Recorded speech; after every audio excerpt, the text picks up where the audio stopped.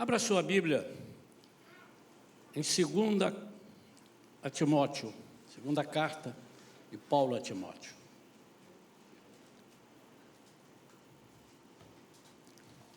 Capítulo 4. Vamos ler os 5 primeiros versículos.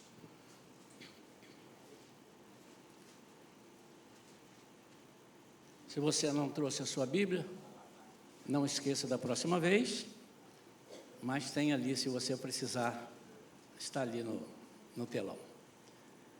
Diz assim, 2 Timóteo 4, a partir do primeiro versículo, diz: Eu te encorajo solenemente, isso é Paulo falando a ele, na presença de Deus e de Cristo Jesus, que há de julgar os vivos e os mortos, por ocasião da sua manifestação pessoal e mediante seu reino. Prega a palavra, insiste a tempo e fora de tempo, aconselha, repreende e encoraja com toda paciência e sã doutrina. Porquanto chegará o tempo em que não suportarão o santo ensino.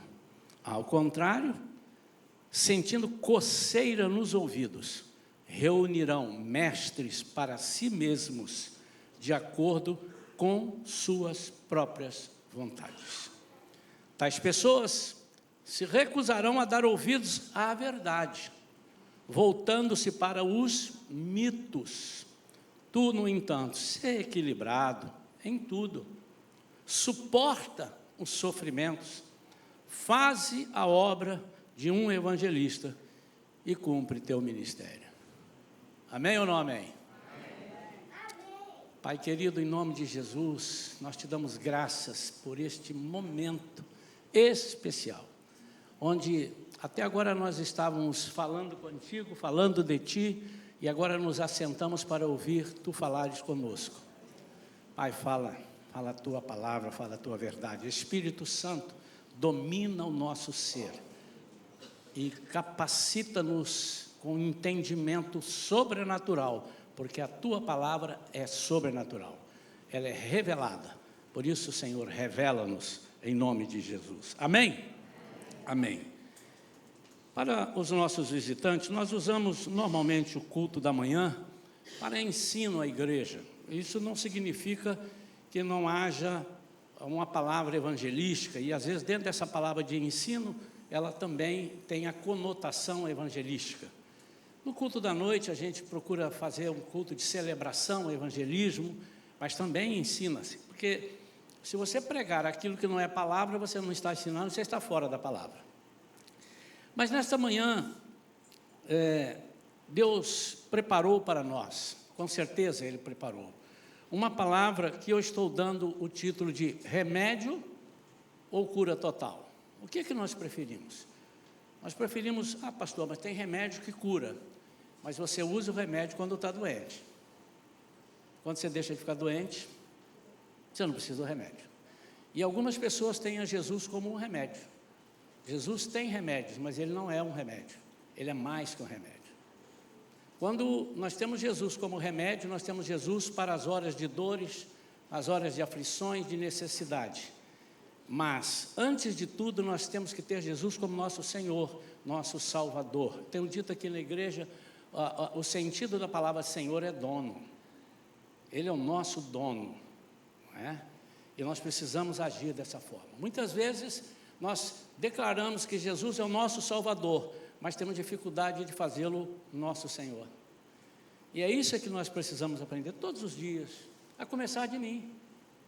Todos os dias, todos nós, a começar de mim, porque o Senhor me confiou um rebanho para pastorear, né? Além de mim, há outros pastores aqui, mas a começar de cima, ou seja, da organização, daquilo que espera-se que Deus esteja dando os pontos, os princípios, a direção.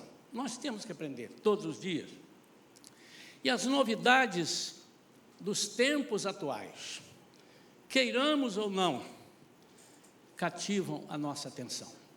Nós estamos mudando os nossos comportamentos. Nós estamos sendo menos seletivos. Nós estamos em breve, já está acontecendo muito, mas guardem essa data de hoje e procurem daqui 3, 5 anos. Os irmãos verão o que a inteligência artificial fará no meio de nós. Eu não tenho dúvida que a intenção é que amanhã a inteligência artificial esteja educando os nossos filhos. Já estão um pouco, mas nós, em sã consciência, estaremos dizendo, ensine a ele como ele vai fazer, faça isso assim, assim. Por quê? É muito mais prático.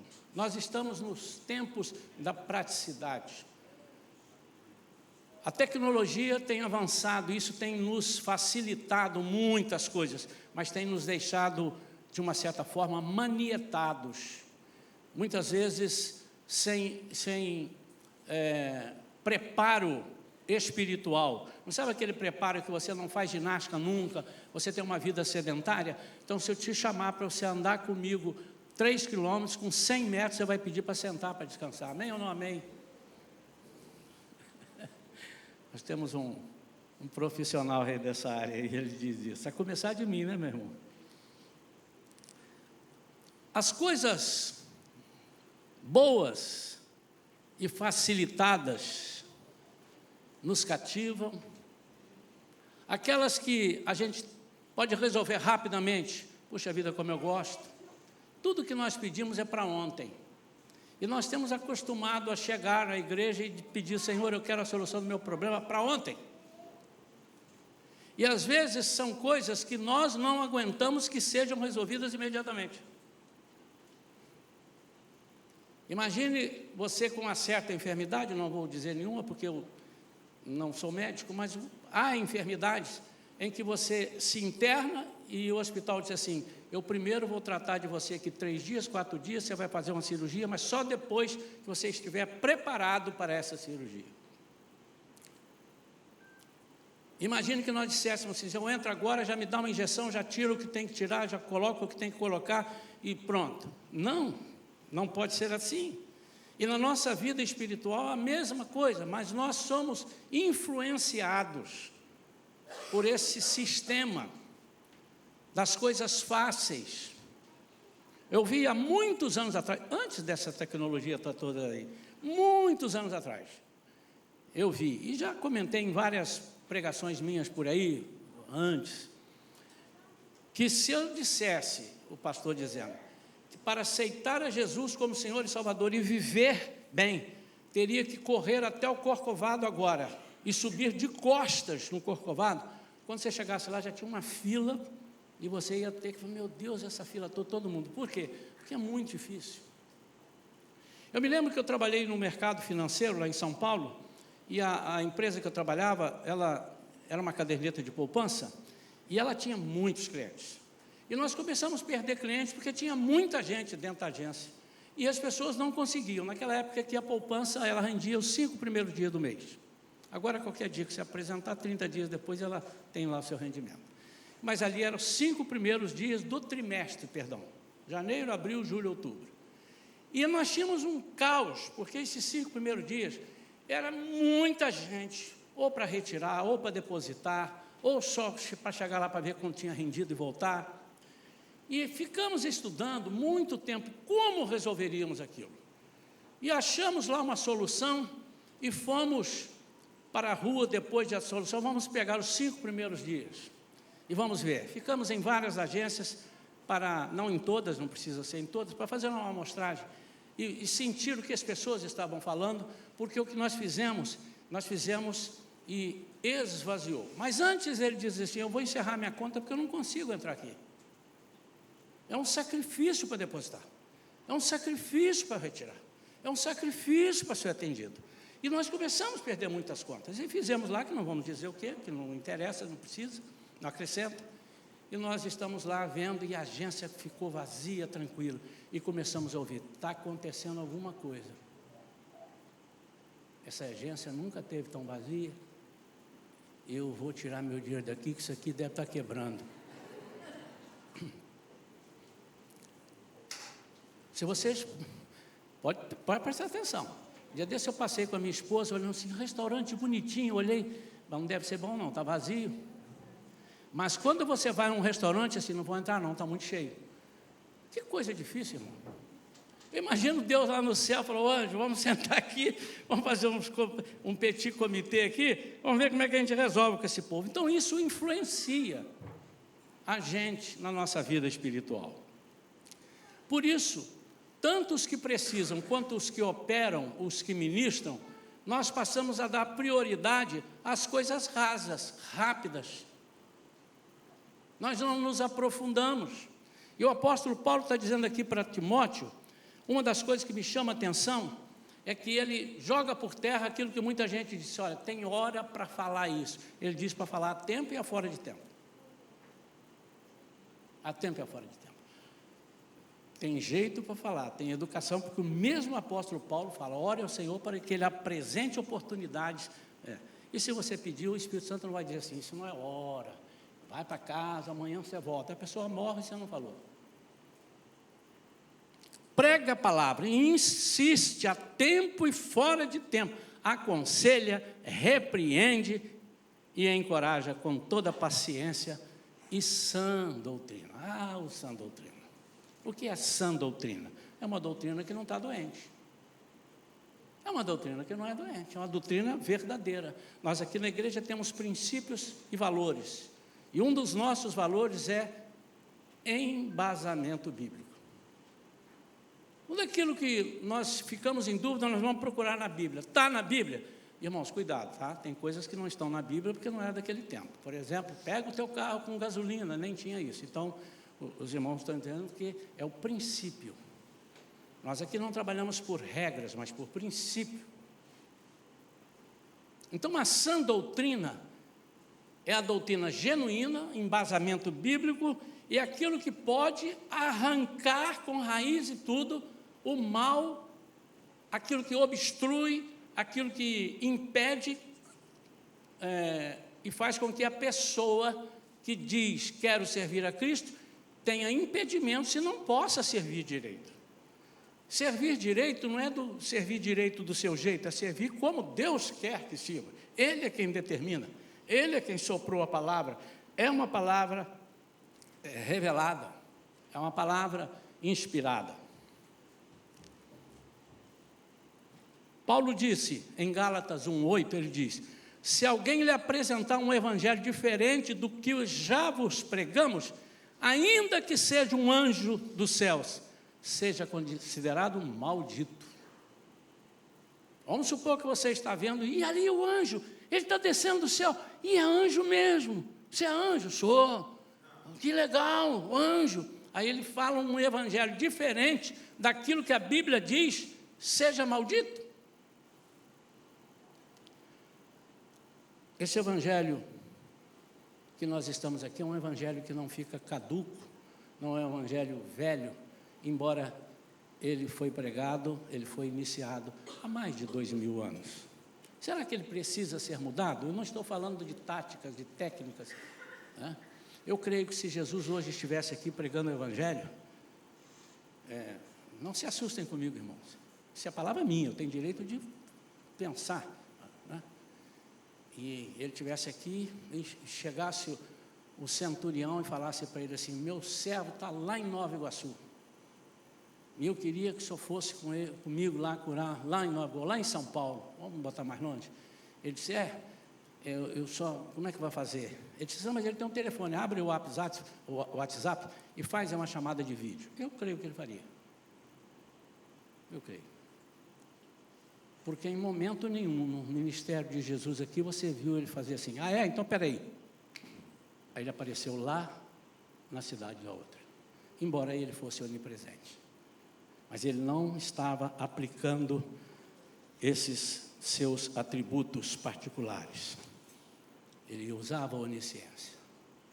Então, não estou falando de tecnologia, não estou dizendo assim, mas antigamente a gente ia para a praça com acordeon. Imagina, irmãos, acordeon, né? Os homens todos de chapéu. Não estou me referindo a técnicas de marketing, eu estou me referindo à palavra genuína, ela não muda. Aquilo que é pecado, não tem outro nome aqui na igreja, o nome dela é pecado. Nós não costumamos dar apelidos para pecado. Fulano fez isso. Sabe o que é? Isso foi um descuido, sim, que se chama pecado. Você pode dar o apelido que quiser, mas o nome é pecado. E parece que a palavra que traz todo sentido para a salvação, ela está em desuso. Essa palavra é arrependimento. O arrependimento é o ponto de partida de uma nova direção. É a decisão sua de dizer, anula-se isto e vou para aquilo, volto ali, arrepender. Não é um remorso, mas é um arrependimento. E o arrependimento envolve muitas coisas. Envolve você decididamente, deliberadamente, com força, dizer, eu não aceito mais isso, eu não quero mais isso, embora não tenha forças para fazer. Mas você precisa dizer, com a sua boca, eu não quero. O diabo precisa ouvir, o inimigo das nossas almas precisa ouvir que você não quer praticar o mal, que você reconhece que você está indo na direção errada e diz, eu me arrependo. E o arrependimento é o rudimento da doutrina de Cristo. João Batista praticamente tinha uma só pregação, arrependei-vos, arrependei-vos. Jesus, ao curar ou restaurar alguém, sempre fez questão de frisar da necessidade de arrependimento. A Bíblia diz que sem arrependimento não haverá salvação. Atos, capítulo 3, versículo 19, diz assim, arrependei-vos, portanto, e convertei-vos, para que assim sejam apagados os vossos pecados. Lucas, capítulo 13, versículo 3, diz assim, pois eu vos asseguro que não, todavia, se não vos arrependerdes, todos vós, semelhantemente, perecereis. 2 Pedro 3, versículo 9 diz, o Senhor não se atrasa em cumprir a sua promessa, como julgam alguns. Pelo contrário, Ele é extremamente paciente para convosco, e não quer que ninguém pereça, mas que todos cheguem ao arrependimento. Se você quer abrir uma porta para a salvação, onde ninguém, nem o próprio Jesus, impedirá que você seja salvo, é através do arrependimento. Arrependimento da sua direção, arrependimento dos seus atos errôneos, arrependimento das suas atitudes, arrependimento da sua falta de fé. Então, nós também não podemos negar nenhum perdão a um irmão, se nele houver arrependimento. Vocês estão ouvindo, irmãos? Se Jesus diz, eu não posso negar arrependimento, não gosto de negar perdão ou salvação a quem arrepende-se verdadeiramente, quem somos nós para negarmos perdão a quem se arrepende? Um coração arrependido e contrito, o Senhor não despreza. Mas o arrependimento é a constatação de que o homem está distante do padrão de Deus. Por isso ele precisa se arrepender e voltar ao padrão. E, portanto, ele está separado da bênção e da salvação. E há uma, eu vou dizer pessoa, né? Há um organismo que precisa falar isso para ele. Quem é esse organismo? A igreja. E a igreja está perdendo essa ferramenta. A igreja é tão poderosa nas mãos de Deus. já dissemos aqui, mas vamos dizer de novo, que é a igreja aqui, que ainda não saiu, que impede que o anticristo, que Satanás governe. É a igreja. Não é o Espírito Santo, mas é a igreja quem diz, a partir do momento que ela é retirada, o Espírito Santo disse assim: agora eu vou recuar. O Espírito Santo não sai da terra, tá, irmãos? Alguns pensam assim, aí quando Jesus tirar o Espírito Santo da terra, não tira, porque senão, como é que ele vai convencer os que vão ficar aqui do pecado, da justiça e do juízo? Mas a ação dele passa a ficar, não por perder a potência, limitada, e a ação de Satanás entra com toda a autoridade. Só aquele que clamar será salvo. Então o poder da igreja foi dado a nós por aquele que venceu. A palavra de Deus diz que ele venceu, ele superou todos os ataques, tudo que era contra Jesus, e ele entregou, está lá em Efésios, ele fala isso, ele entregou para nós essa autoridade, esse poder, só que nós estamos perdendo isso.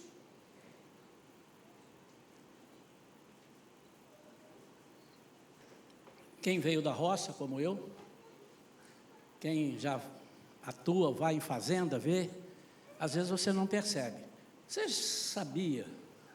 sabia não, você sabe por que um boi respeita 3 fios de arame? A força que aquilo tem. Eu já vi boi amarrarem um boi num trator, agarrado, caminhão, e o boi levanta e vai embora e puxa o caminhão. Ele tem uma força descomunal. Mas por que ele respeita 3 fios de arame? Porque ele não sabe que ele tem aquela força para romper aquilo ali. Exatamente isso. Ele não olha a nossa cerca, eu não posso passar, porque do lado de lá é o vizinho, meu patrão é outro. Ele não sabe isso. Mas ele se limita. E muitas vezes nós estamos separados por 3 fios de arame, sem sabermos que nós temos uma força tremenda. E a nossa força não está em nós. A propósito, né, diferente do boi, a força está nele. Mas a nossa força está em Jesus. E nós precisamos aprender a usar essa força. Acontece que às vezes a gente é adepto do Evangelho. Somos tecnicamente evangélicos. Tecnicamente.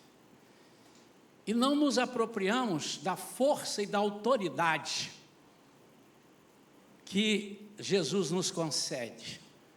Fazemos parte de um corpo e não sabemos a força que esse corpo tem. O apóstolo Paulo diz assim: se o Evangelho deixar de apresentar ao homem a sua condição de pecador, não há nenhum sentido em se pregar esse Evangelho. Como é que ele diz isso?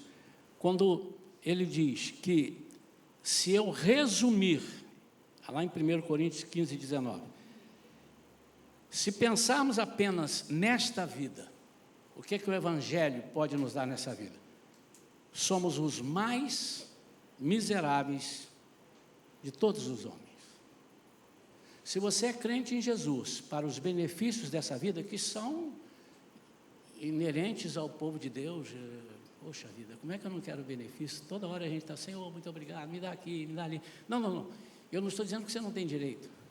Mas se o Evangelho, se você for crente, se ser crente significa apenas aproveitar das coisas deste mundo que duram 70, 80, 90 anos para você, ele diz, nós somos os mais miseráveis dos homens. E como é que nós contribuímos para que as pessoas tenham uma bênção finita e não infinita? Como é que nós fazemos para fazer com que as pessoas queiram aqui, mas amem lá?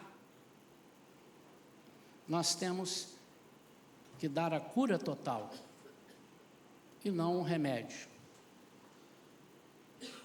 E muitas vezes os remédios são placebos.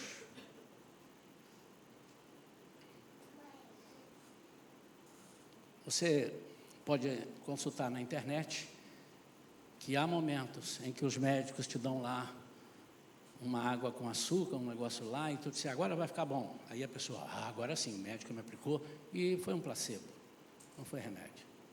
E muitas vezes nós estamos dando aquele remédio que você vai precisar de usar de novo. E como é esse remédio?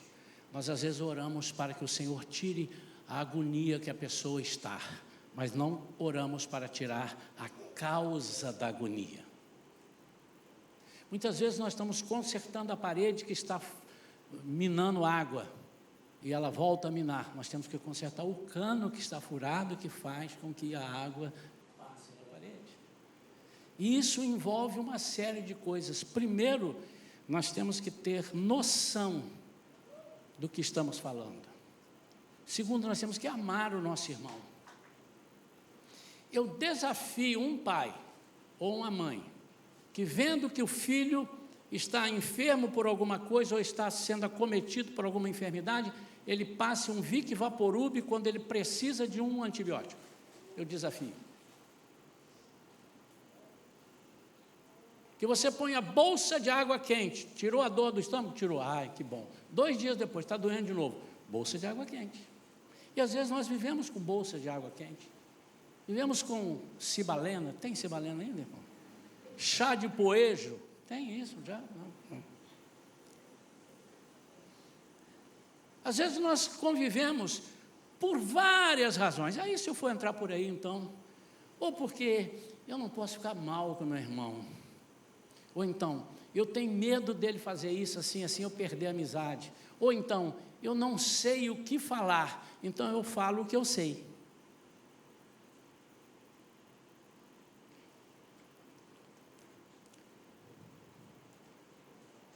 O Evangelho, se ele deixar de se apresentar ao homem a sua condição de pecador, nós vamos atrair, presta atenção nisso, isso é profundo, hein, irmãos? Se nós deixarmos de apresentar ao homem a condição dele verdadeira, nós estamos tapeando, estamos dando placebo, e nós vamos atrair as pessoas lá de fora para serem tratadas deste mesmo jeito. Entenderam isso, irmãos?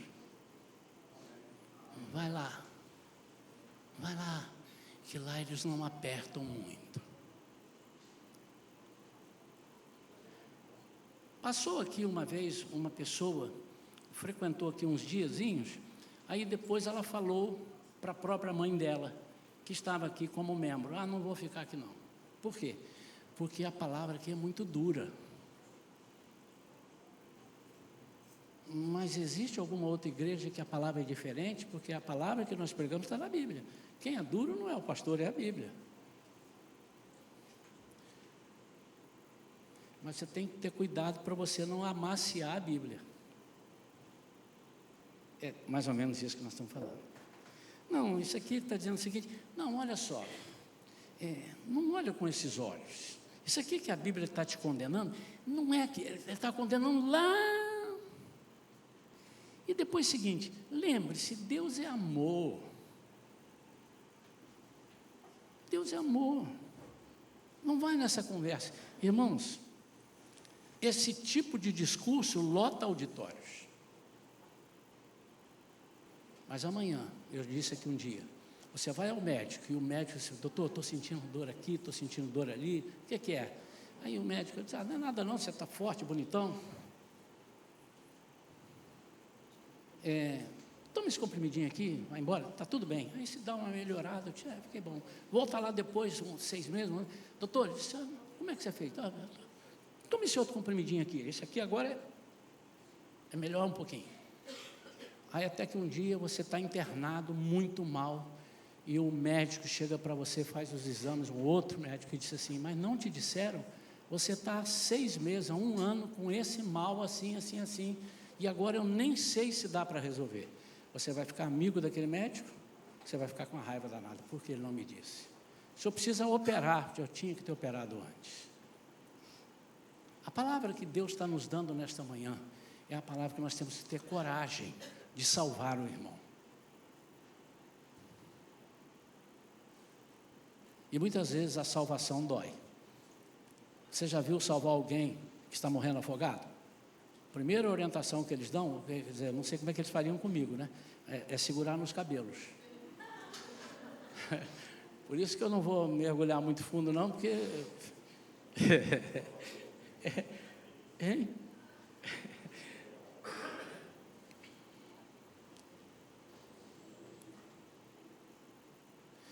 Eu estou dizendo de nós orarmos por alguém sem tratar o problema. Tapar o sol com a peneira. E a igreja deixa de ser verdadeira, pois ela se omitirá no papel para o qual foi chamada. Será uma igreja falsificada, que diz ser corpo de Cristo, mas na verdade não o é.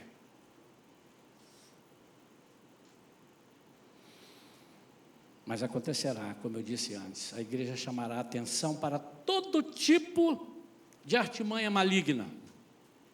Logo vai se espalhar, e nós começaremos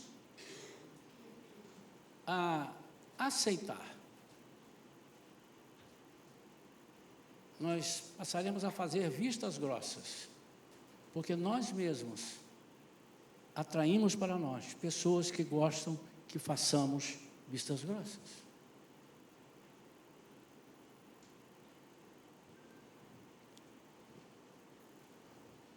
Se seu filho na escola está tirando nota baixa, e embora ele estude, mas está tirando nota baixa e descobre que a escola aperta muito, eu aconselho você a procurar uma escola que não aperte nada e ele passe de qualquer jeito. Concorda comigo ou não?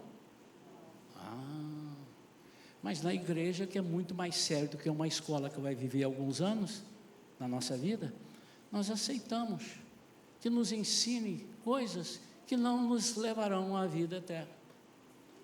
Isso é muito sério. E o inimigo sabe detectar onde há morada para ele. Ele sabe.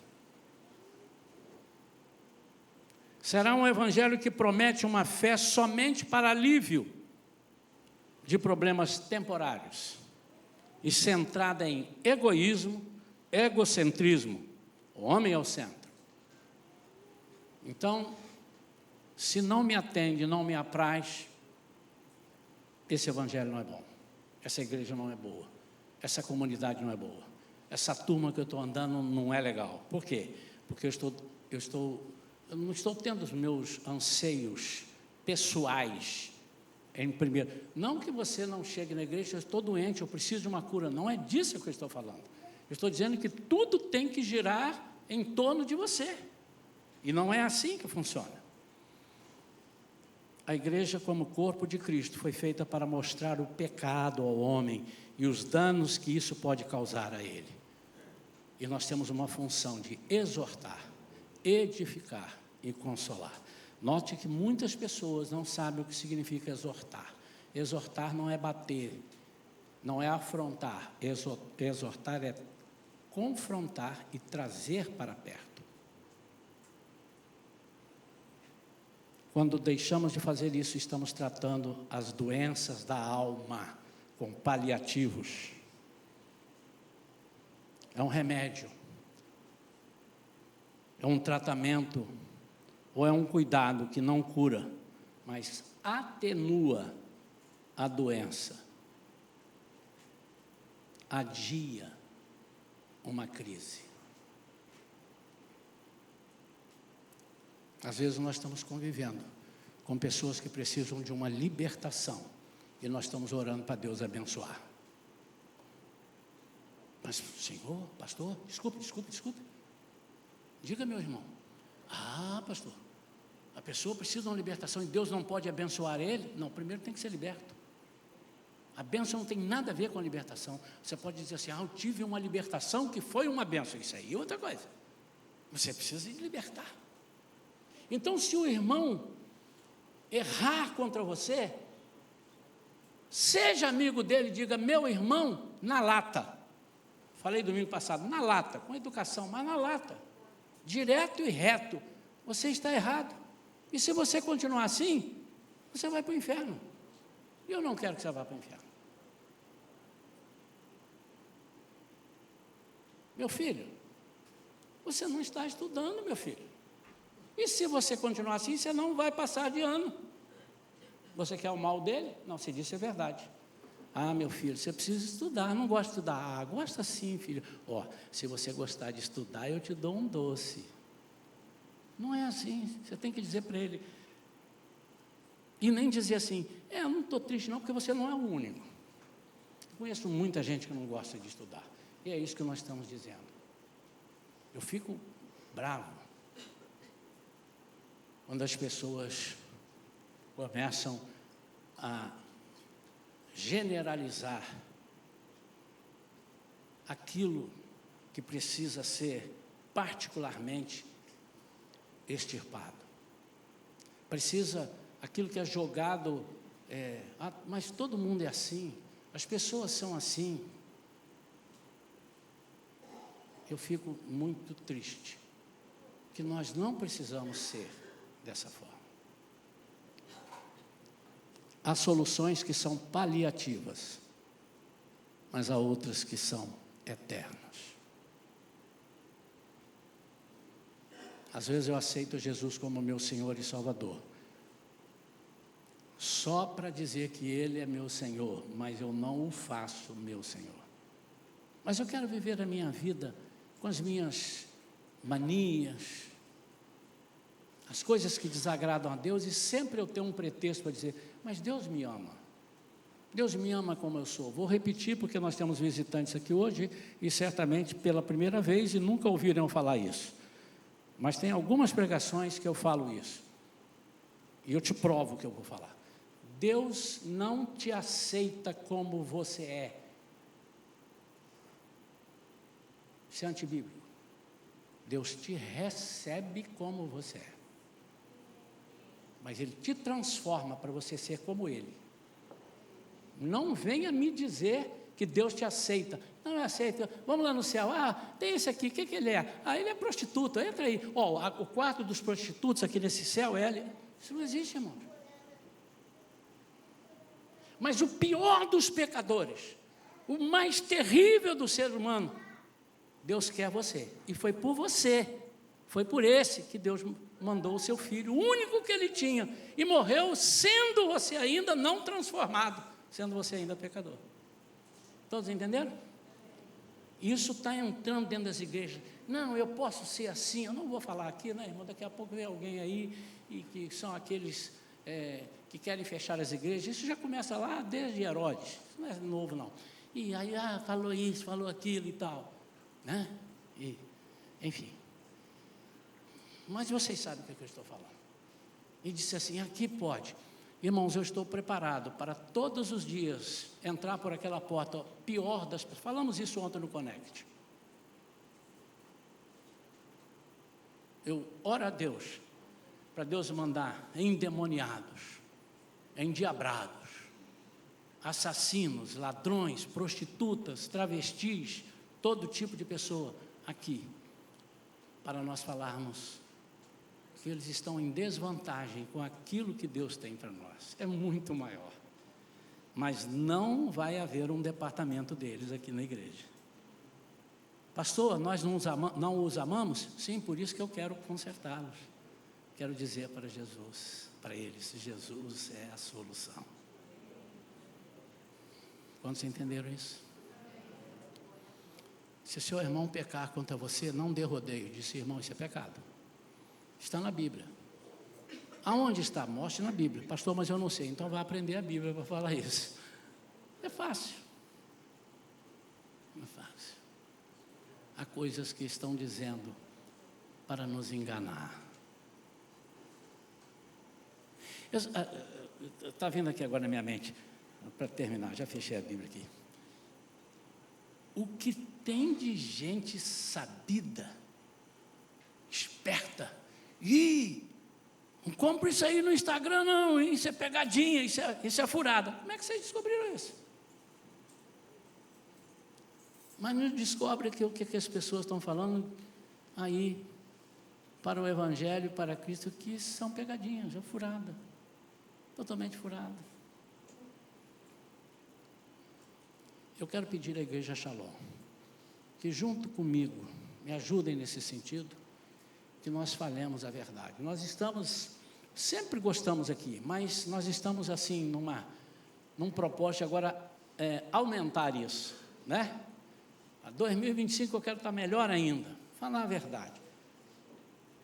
Custe o que custar e doa a quem doer, ainda que nós mesmos fiquemos doloridos. Pais de adolescentes e crianças, e jovens que moram com você, cadê vocês? Assim, vamos. Fale a verdade para os seus filhos. Vigiem seus filhos com 4 olhos. Saibam da vida deles. Encorajem a seus filhos para eles buscarem a Jesus. Fala a verdade para eles. Filho, isso não é bom. Mas não diga assim, você que sabe, hein? Ó, é bom, o papai está falando, tá bom? Mamãe mama você. Se você quiser fazer, você faz. Puxa a orelha dele, irmão. Sacode o cabelo dele. Ele é uma criança, ele precisa desse saculejo, como diz o mineiro. Saculeja ele. Eu não estou falando para você agredir seu filho, não. Salve, hein, Bernardo? Eu estava conversando aqui sobre, acho que a Alessandra e mais alguns estavam aqui. Por que nós somos ovelhas? Por que Jesus disse que nós somos ovelhas? Por que Davi dá aquele exemplo das ovelhas? Porque nós somos parecidos com as ovelhas. Não tem nada, um leão, não sei o quê, um urso. Você não é urso, você não é pomba, você não é águia, você é ovelha. Por quê? Primeiro, por causa da ingenuidade. Somos ingênuos, irmão. A ovelha é um bichinho de ingênuo. E eu nunca fui em Israel, mas lá em Portugal, fui algumas vezes, e tem lá aqueles campos, o pessoal fazendo. Quando uma ovelha não obedece assim no sentido de, ela não sabe, ela está indo para lá, não é porque ela assim, eu vou desobedecer o meu. Não, ela assim, lá é legal, tem um cachorro lá. Sabe o que o dono da ovelha faz? A Alessandra quase chorou quando eu falei. Ele quebra a perna da ovelha. Quebra. E coloca uma talazinha, né? E como ela não pode andar, ela fica do lado do pastor ali. O pastor vai alimentando ela, ela fica ali. Quando curar ali, que ele tira a tala, ela não consegue sair de perto do pastor, ela só fica por ali.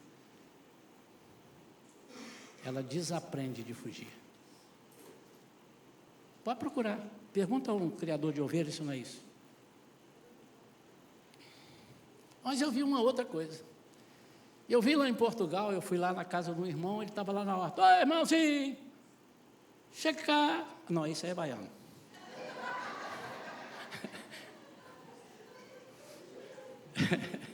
Isso é seu. Ora, pois, é isso aí. É o negócio de muitos idiomas, né, irmão? É o negócio de muitos idiomas. Confunde e tal.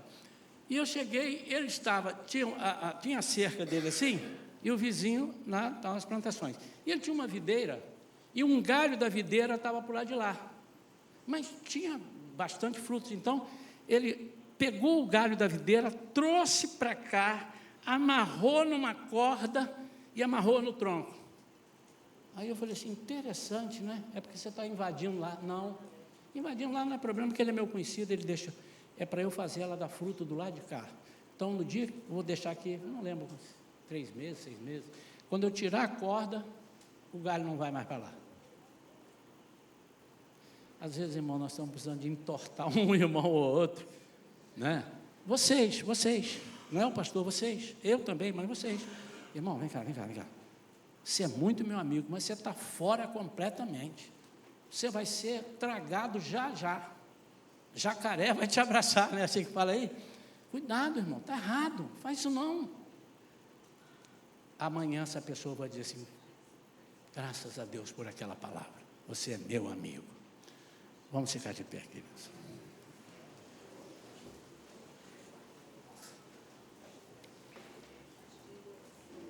Eu quero orar nesse momento para que a igreja e todos que estão aqui dentro da igreja, todos que estão ao alcance dessa gravação também, possa ter uma autoridade espiritual na sua vida.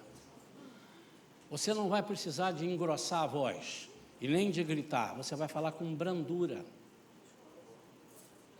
O apóstolo Paulo está dizendo assim, você tem que ter jeito, mas seja firme. Que Deus te dê capacitação, primeiro para você se arrepender. Porque se você estiver torto, você não vai poder desentortar ninguém. Não é verdade? Mas que você tenha autoridade no nome de Jesus para ajudar pessoas que estão aí perto de você. E eu quero orar por isso. Quero orar por esse momento. E quero franquear. Temos várias pessoas aqui, não só os membros da igreja, está franqueado a vocês, lógico, mas também aos visitantes. Se você tem uma causa que você quer resolver, um problema, uma situação, alguma coisa que tem te incomodado, um calo no seu sapato, figurativamente falando, alguma coisa que você não é 100%, você está levando 80% de alegria, de vez em quando cai nos 20% de tristeza e quase que te derruba. Você precisa de uma oração? Ah, pastor, mas a oração então não é um remédio? Não, a oração é para conectar você com Deus. Só isso. E Deus vai fazer aquilo que eu não sei fazer. Agora, Deus não vai fazer aquilo que eu tenho que fazer. Ele não descerá aqui para falar isso para você, sou eu que estou falando. Eu tenho que falar, eu estou te oferecendo. Pode ser que você nunca tenha oportunidade de me ver de novo, ou eu te ver de novo. Por isso é agora. Então eu quero orar, baseado em tudo que eu falei. Eu não vou repetir, como é que eu vou repetir a pregação? Nem sei repetir. Mas eu quero que você, baseado em tudo que falamos aqui nesta manhã, se você precisa e quer que Deus envie o Espírito Santo na sua vida para resolver de vez, você faz assim com a mão, só para eu saber. Eu vou orar por você. Deus abençoe. Deus abençoe. Deus abençoe. Deus abençoe. Deus abençoe. Deus abençoe. Deus abençoe. Deus abençoe. Agora, você crê que isso vai acontecer? Ah, mas é fácil assim, pastor? O senhor vai falar e vai acontecer? Olha o exemplo que eu te dei lá atrás. Se fosse difícil, você acreditaria? Se falasse que você tinha que caminhar de joelho até o final da praia de Itaipu, você iria? Iria. Mas você acha que é fácil? Fácil para nós.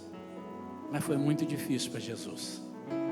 E principalmente para Deus, de ver seu filho sendo escorraçado, machucado e pregado naquela cruz e morrer por causa de mim e de você.